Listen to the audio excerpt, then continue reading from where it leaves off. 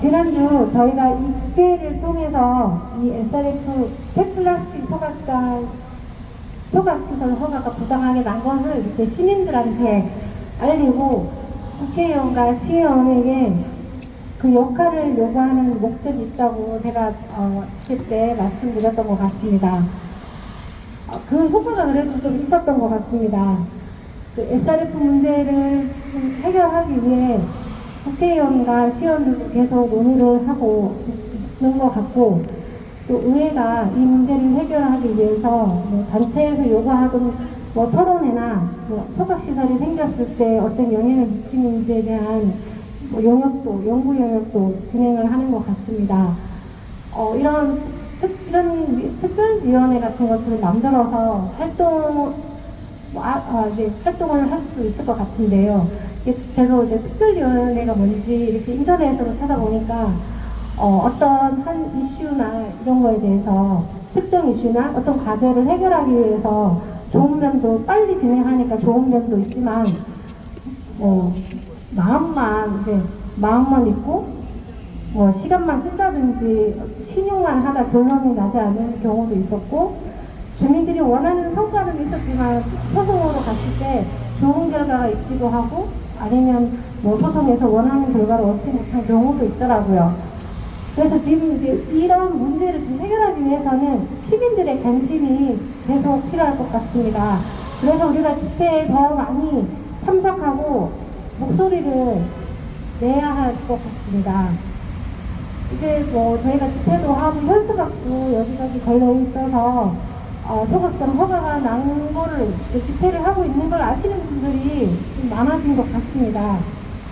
제가 그번 주에는 어제 식당에서 아는 분을 만났는데, 며칠 전에도 어느 한 식당에 저희가 소각장이 생기는 마을 이름이 소꿈이거든요. 잘 모르시죠? 주소로는 신흥동 90번지, 마을로는 이제 소꿈이 마을인데, 소꿈이에 사신다는 한 어르신이 자기는 소각장 생기는 거 반대하고 너무 싫은데, 일부 동네 사람들이 소각장이 생기면 우리 동네는 혜택을 많이 본다며 가만히 있으라고 했다네요. 이게 무슨 말이냐면, 이 2017년부터 이 소각장이 생기려고 시도를 하고 있었는데, 자신이 살고 있는 마을에 소각장 건립을 적극 추진하기 위해서 주민들 동의서를 받고 한 소꿈이 마을 대표가 있었습니다. 대표들이 있었습니다. 그중 한 명은 지금도 마을 대표로 대신동 단체장으로 활동하고 있습니다. 대신동 단체들이 안 움직이는 이유가 되게 궁금하셨죠. 그런 사람들이 단체장을 하고 있습니다. 그 마을 대표라는 사람이 당시 사업주에게 매연이나 악취가 나서 일상생활이 불편함이 없게 굴뚝 높이를 30에서 50m로 해서 소꿈이 주민들은 공해나 직접적인 피해나 악취 이런 게 없게 해달라고 약속을 받았습니다. 그리고 발전소나 이런 시설 운영에 대해서는 자기들은 어떤 이의도 제기하지 않고 사업에 적극적으로 협조하겠다는 주민 동의서를 마을 대표라는 사람들은 받았습니다. 그리고 통장 2명과 대책협의회 8명이 고작 참석한 주민 설명회에서 자기들은 그러니까 겨울에 난방 공급을 요구합니다.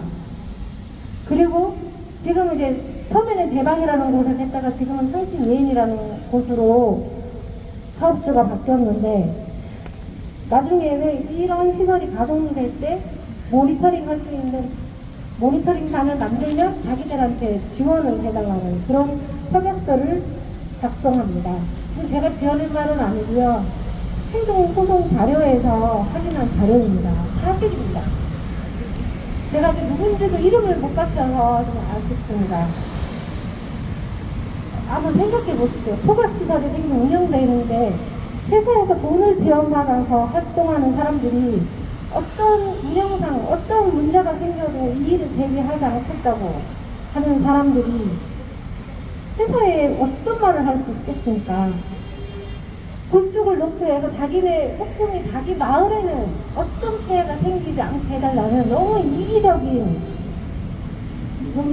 않습니까? 다른 동네 사람들은 모르겠고 자기 동네 사람들만 피해가 없으면 된다는 내용입니다.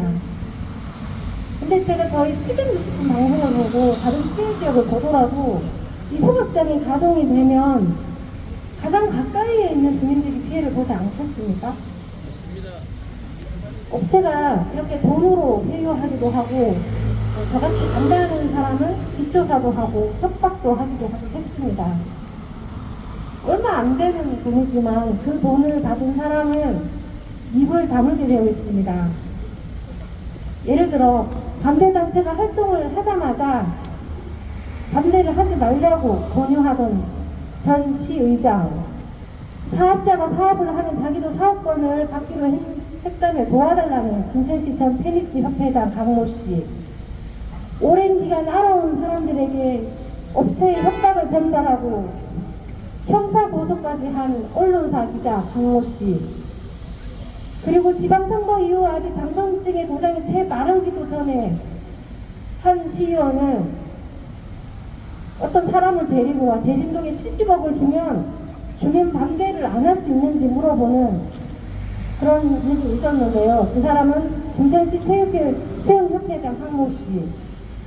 제가 오늘 김천시 체육회 홈페이지에 들어가 아직도 이 사람들이 활동을 하는지 찾아보니까 최초 이 시설을 허가받아서 사업을 하려고 했다가 다른 청신의 회사를 팔아먹은 대방이라는 곳이 있습니다. 그곳의 사장은 체육회 체육발전개정위원으로 70억 보상 이야기를 한 사람은 체육회 부회장으로 되어 있더라고요. 저는 참 그 홈페이지를 보면서 기가 찼습니다.